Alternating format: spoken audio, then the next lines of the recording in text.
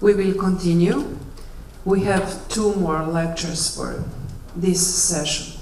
So this one, the first lecture, after the break, will be given by Professor Gustavo Donato, coming from Sao Paulo. The lecture is entitled Ductile Fracture of Advanced Pipeline Steels. It will be the detailed study of stress states and energies in real gas pipes and dynamic impact specimens. Please, Professor.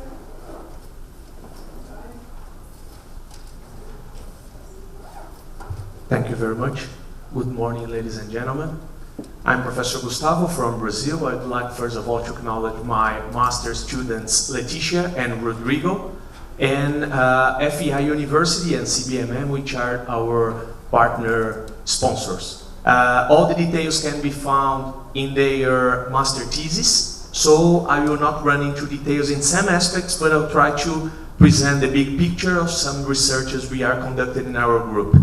The main issue is regarding pipeline failures. You all know that they can cause financial and human losses. In fact, we are concerned about gas pipelines and the quantification of materials' ability to slow down the propagation of actually running cracks, what we call crack arrest. This is of central relevance because explosions are critical, the energy release is tremendous, so accidents are usually critical. The failure mechanism of modern high resistance and high toughness steels has changed a lot. For example, if we consider an API 5L X80, the failure mechanism is basically plastic collapse controlled by ductile tearing. It has nothing to do with conventional fracture mechanics and the local approaches regarding J, K. There is no dominance, there is no similitude, and you must study plastic collapse, the spread of plasticity, and everything else. So on Thursday, for example, our group will present some aspects, some studies regarding fracture mechanics, but here we are talking about plastic collapse and this kind of study. Probably you all know the Battelle two-curve method from the 70s. This was the most usually employed method to predict crack arrestability.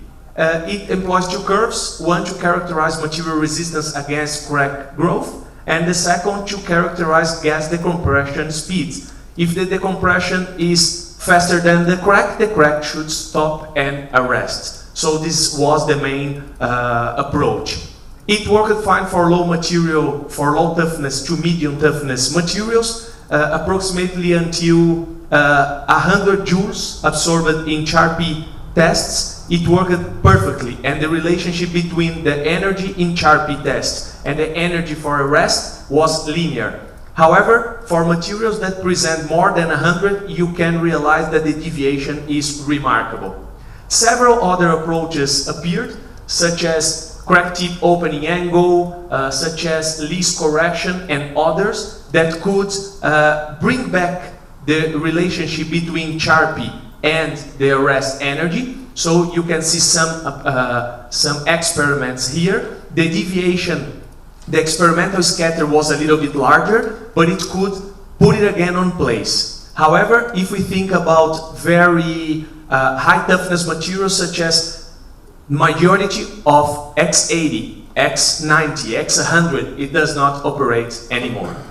Well, so just to show you a little bit about the phenomenology related to that, if we talk about medium or low toughness steels, talking about something around 100 joules, why the BTCM does not work anymore? Because if we think about initiation energy, here, propagation energy, and here, deformation energy. The deformation energy that is absent for fully brittle materials starts increasing, and here we have approximately 8% or 10%, but it's really limited. So most part of energy, more than 70%, is related to propagation. If we have materials with more than 100 joules in the Charpy test, look what happens with the propagation energy. It decreases fast. So the problem is that that dynamic impact test is not reproducing or representing well a quantity that is directly related with the correct propagation under steady state on a real structure. So similitude gets lost. And no semi-empirical model can be calibrated based on something that reaches, for example, this situation. If we talk about materials with 250 to 350 joules in a Charpy test, almost no energy is related to propagation. Here we have 0 approximately. So this is just an example. If we think about 250 joules, it represents less than 30%. If we talk about 350, 0. So Charpy impact test is not representative of the phenomenology that is happening in ductile fracture, in ductile tearing, in such cases. So the objectives of this work, it is inserted in a large project. Here we focus on understanding better Charpy and DWTT tests for an APL5L X80 steel, and employ refined finite element models to describe stresses and mainly energies. We are not interested in the details regarding stress fields at the crack tip, but a more macroscopic view about energies and how stresses and constraint develops. So we employed 3 damage models. First, the Gerson-Tvirgaard-Needleman, which is well known. Thinking about the Gerson-Tvirgaard-Needleman, it has one disadvantage, 2 in fact, mesh dependence and the number of calibrated parameters. However, despite we have 9 parameters in the literature, we have lots of data for structural steels, mainly the API classes, API 5L. We have lots of data. We in our group worked a lot with ductile fracture of such materials, so we could kept everything unchanged based on our experience for X80 and the literature, and change only the initial porosity and also FN to calibrate and get exactly the load displacement curves we wanted. Because the main point here was to have a curve that described the load displacement of the real experiments. We also applied cohesive zones and XFEN. Cohesive zone is not included here because it was already performed before. But we would like to see if XFEN, extended finite element method, could also reproduce curves, because it's a simpler method than GTN, despite it's less phenomenological, let's say like this, but it has only 2 parameters, cohesive stress and cohesive energy. Regarding this model, we employed what is conventional, what is the exponential decay model for the damage. So this was really, how can I say, easier to implement than GTN in general, who deals with numerical modeling of fracture, ductile fracture, using both models, know what I'm talking about. The GTN needs more calibration and more efforts to be precisely developed than XFEN and cohesive zone. In terms of methodology, we considered an X80 steel. We have true stress strain curves from laboratory, so it was not a difficult task to implement them in our models. But we did not have strain rate curves. We did not have true stress strain curve for varying strain rates, but we could get from the literature, and we implemented using the Johnson-Cook's model. The elastic properties are presented here, and this is conventional stuff. I'm just mentioning here the density that was considered. The geometries were the conventional Charpy geometry under 3-point banding from ASTM E23, and the DWTT specimen also from ASTM, standardized also, but with 27.7 millimeter thickness. Why? Because we are interested in some gas pipelines that has this order of magnitude in terms of thicknesses. Meshes were all 3D. The elements were linear, but the meshes were very refined. We could employ for XFEN only 1 symmetry plane, as you know, because we need both parts of the specimen to promote the ductile fracture. And for Gerson-Tvirgaard-Needleman model, we could employ 2 symmetry planes, so only quarter model. The elements in the remaining ligament had approximately 0.25 millimeters in thickness. The boundary conditions were the conventional ones. We consider the hammers and the supports as rigid, and we included all contact formulations. Here you can see the weights for the hammers. The impact speed was 4.85 meters a second in both cases, and I already explained the symmetry conditions. The calibration was conducted changing only one parameter at a time, and for GTN, as expected, we could use the same parameters both for Charpy and DWTT. They are presented here and all details in the paper. But for XFEN, it's typical that we cannot use exactly the same parameters for varying geometries, since triaxiality is completely different in these cases. So we had to change the cohesive energy a little bit to calibrate the load placement experimental curves.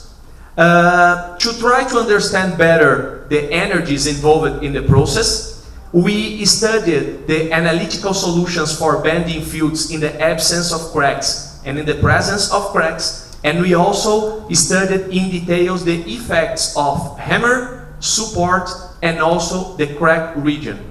Explaining briefly, what we did was the following. We were looking for the energy involved in initiation, so we used conventional procedures to integrate the energy until crack starts growing and establishes the steady state. After that, we employed kind of an energy release rate to be able to quantify the energies for steady state propagation. And in such areas, we deduced the effects of hammer and supports, because for similitude reasons, for similitude objectives, we do not want this kind of effect in our computed energies. Well, in terms of results, just to show you one example, this is not in the paper, but you can find in the master thesis I mentioned. The reproduction of the stress strain, the load displacement curves for one Charpy test and for the DWTT test, including here the von Mises stress and the plastic equivalent strains, just for you to have an idea about the deformation and the plasticity levels during damage evolution. In terms of stress fields, the fields in the gas pipelines and in the specimens are completely different, as you know, because in the pipelines we have tensile membrane stresses, and in bending specimens we have 3-point loading scheme, 3-point bending. Triaxiality proved to be, I won't run into details on the stress analysis, but in the master thesis you can find all the detailed analysis regarding stress variations in all dimensions, triaxiality, the deviatoric tensor, the hydrostatic tensor study, everything. Now I'm just calling the attention about this. Triaxiality on the DWTT was 50% larger than the stress triaxiality on Charpy, and the fracture micromechanism was thus very different in both specimens. In real pipelines, something that is typical is the steady state propagation. So we needed to characterize steady state propagation in our specimens. We did not find these trends in Charpy specimens. This is something that was expected and was one of our goals, to characterize, to show that Charpy does not establish a large amount of steady state crack growth. It really does not happen. In DWTT, it happens in a more pronounced manner. It's not perfect, but it happens and can be better characterized than Charpy. But what is more interesting than that is the energy analysis. I will start showing the Charpy results. We had some samples that absorbed something around 350 joules. And under steady state propagation, we could separate the total energy from the energy for initiation and propagation from the energy only for crack propagation. And it represents around 4%, only 4% of the total absorbed energy of the specimen regarding only stable crack, steady state stable crack. So the methodologies are comparable, GTN and XFEN, but the amount of energy related to stable to steady state stable crack growth is very reduced.